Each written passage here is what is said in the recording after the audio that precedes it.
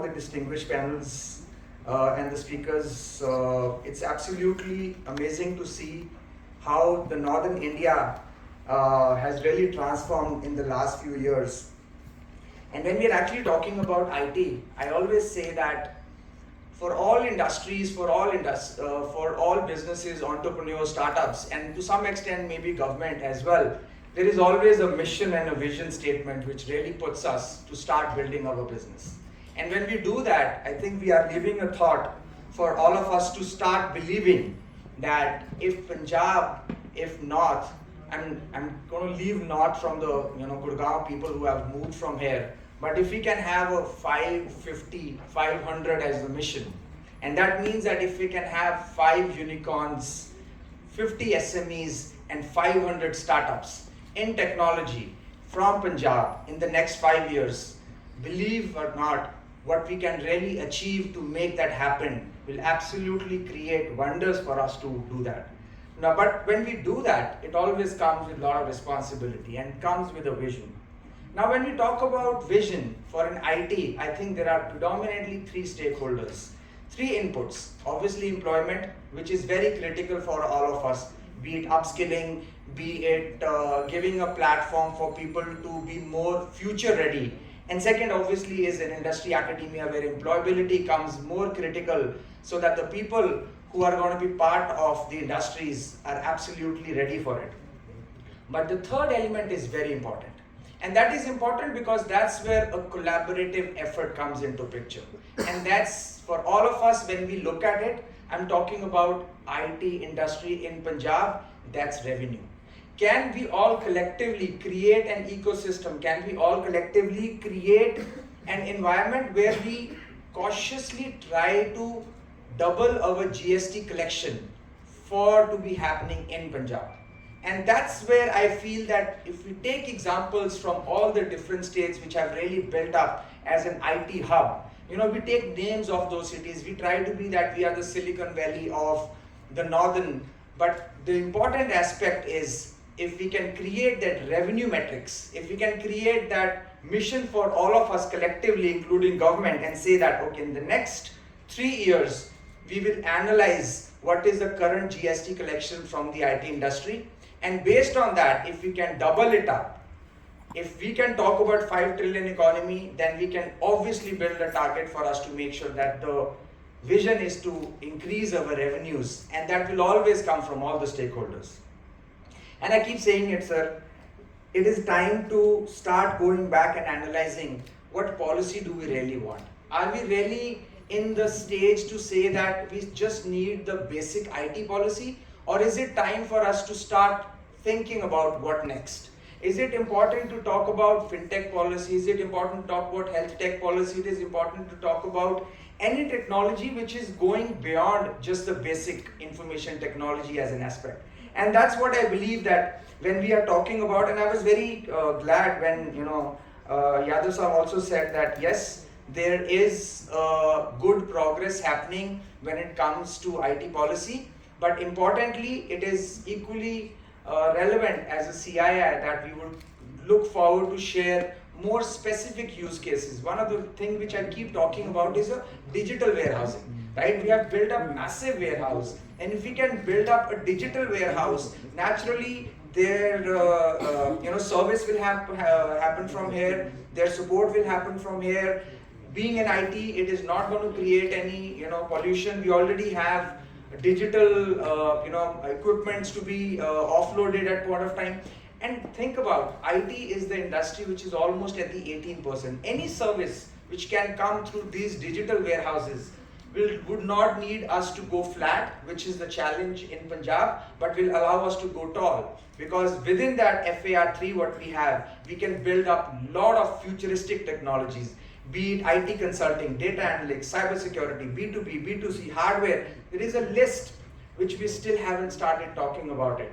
And if we can really bring it in the upbringing future technology policies, I feel that there is no reason that people will take examples of Punjab and say that look at what they have done and look at from where they started and how they have gone in the last 3 years. Tremendous. I think that's the vision we would really look forward from you, sir. Again, as we said, Northern India has been a very great instrumental, be it software development. We have seen the Gurgaons and the Noidas of the world.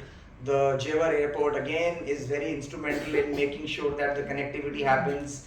We really appreciate that there is a good support from the government to continue to increase the Chandigarh airport connectivity with other states so that eventually we can have weekend meetings in Dubai. I've seen people flying down to Dubai and saying, hey, I'm just here for a meeting, and they do meetings and they come back next day. If we can do it in Mumbai, I think there is no reason for us to not to create with the rest of the world through Dubai. And that can surely happen if we have more and better connectivity happening from Chandigarh.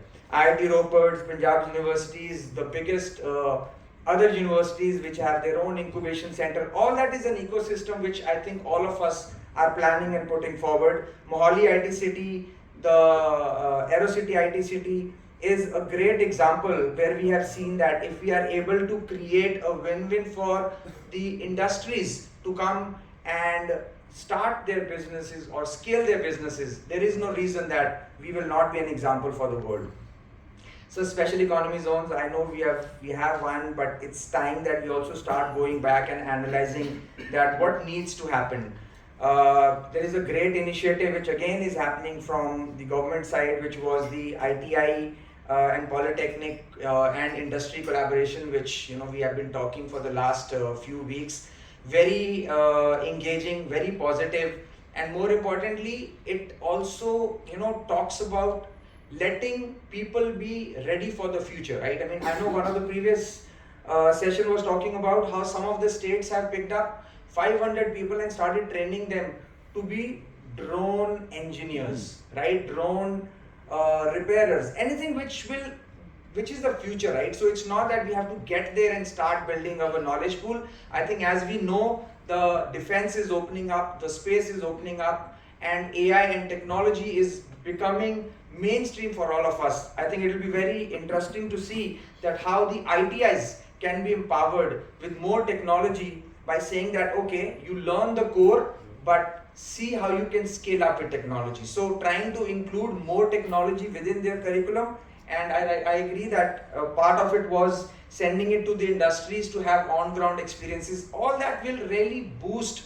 the overall IT industry, because unless it starts from the schooling to the colleges, the zeal to think beyond should not take people out of Punjab, but should take people from outside of Punjab back to here and saying, I want to have my one office, one setup, at least in Punjab. And trust me, sir, wherever you globally, the Punjabis will always say, yaar, mera na Chandigarh ch ghar hai, mera Punjab ch ghar hai, because that connection always make them go back and see that I'm not going to lose my ground, I'm not going to lose my roots. And if we can give them an opportunity to be able to build their businesses as well, I think there is no reason for us to go back and saying that Punjab will be the next known P hub of the rest of the world to talk about. With that, sir, I again would like to talk about some of the infrastructure challenges which we also feel at times. The focal points are trying to maintain. I know there is and maybe it's a very local issue, but we talked about how the property tax can probably be reinvested back into the whole industry, where a lot of industries are contributing but can also be given at least the basics, which are the roads and the grounds around it. So I think as we continue to build our future technologies, our future policies, it will be also important to make sure that the empowerment goes back to those industries where their local neighborhood is where they can invite the investors, where they can invite the foreign clients and saying that yes, the connectivity is good, the neighborhood is good. So that creates a very important requirement from the government side to create that basic transportation, green initiatives, so that there are very less hurdles. We appreciate your efforts, sir, for creating a single window. I know Invest Punjab has been very instrumental. When you were there, we have seen a lot of progress. But this is all about North. This is all about what Punjab needs, what all of us need. And one of the need which I personally would like to leave it on your thought is that at any point of time, if we can emphasize and rename Mohali as an artificial intelligence city of Punjab. That will really create a lot of brand impression, because people, when they start talking about it, that okay, I am in AI, and government says I know what AI is, I know what it means, and Mohali is the AI city of Punjab. Think about it, how that will immediately hit to lot of people who still feel that AI is in the early stage, but when it starts becoming talk of the town, then naturally people who feel that if to make AI Mohali as a hub, we will have right stakeholders from industry, from government, and that will create that momentum automatically. And if we can create that, think how it can connect to the larger audience, and automatically it will give us what we are looking forward for, and which is that the Tri-City, the Punjab, or this collective thought has to be the next Silicon Valley. And for that, we need a lot of support from you. For that, we have organized this session. We have connected a lot of different stakeholders to come back, talk about innovation, talk about future startups, to understand that they are equal partners, and STPI, everything around. I think this is the right time, and I'm hoping that the next year we have this session, there's going to be a lot of change. There's going to be a lot of support, which the government is anyways taking initiative and is coming under your leadership. We'll see the light of a sun, and we will have success stories to talk about in the next year. So with that, once again, thank you very much, and welcome to the second edition of Exploring IT Frontier. Thank you very much.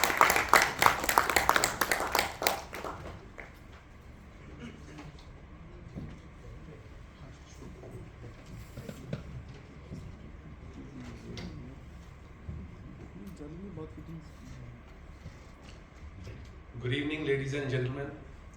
Sarvpreet has very rightly said about actually IT, now face of the IT is changing. So when we say IT, no, it's not IT now. It is basically tech. So whether it is agri-tech, whether it is tech in case of logistics, or whether it is storing of goods, keeping of data. So things have changed now. So I think very rightly said Sarvpreet, we have to move to next level and stop calling this IT, should start calling it as a tech, as a technology in various fields where we are, whether we are in manufacturing sector, whether we are in logistics, whether anywhere. So the tech plays a very, very important role. So to grow, make that business grow well, so it is very important, and whatever is required, that should be put into it. So friends, today I have certain figures with me about this sector, which are really mind-boggling, and I'd like to share those figures with you. So Northern India's IT sector is undergoing a remarkable transformation, emerging as country's most dynamic digital regions.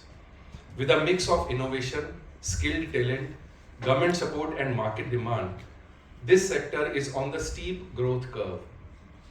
Industry projections estimate by 2026, the region's IT market could exceed $70 billion. Imagine 5 lakh crores.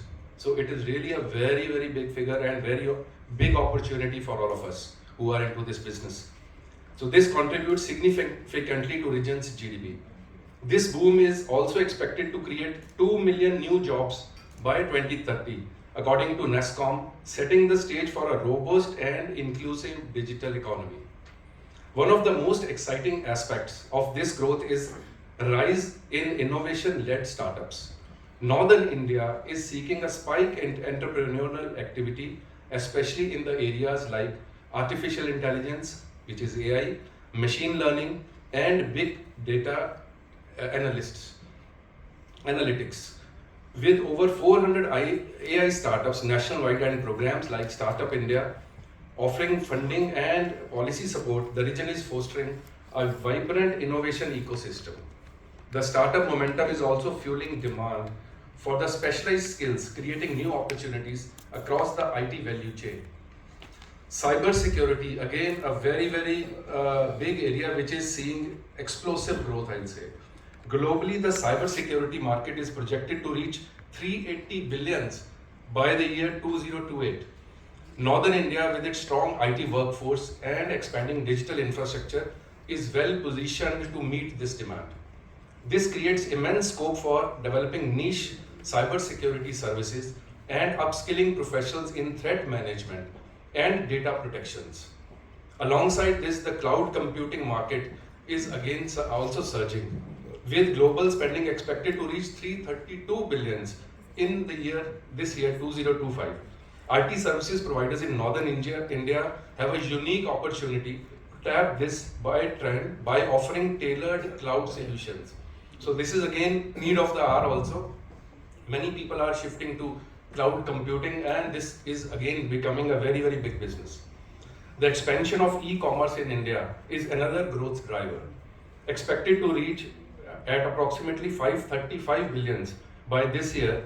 The sector requires a wide range of IT services, from logistics tech to customer analytics and CRM platforms.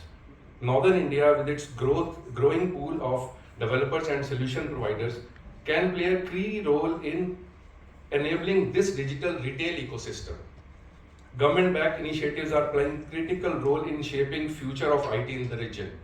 Programs like Smart City Missions, with a budget of 1 lakh crores, aim to modernize 100 Indian cities with intelligent governance, urban mobility solutions, and digital services, creating demand for IT-driven solutions.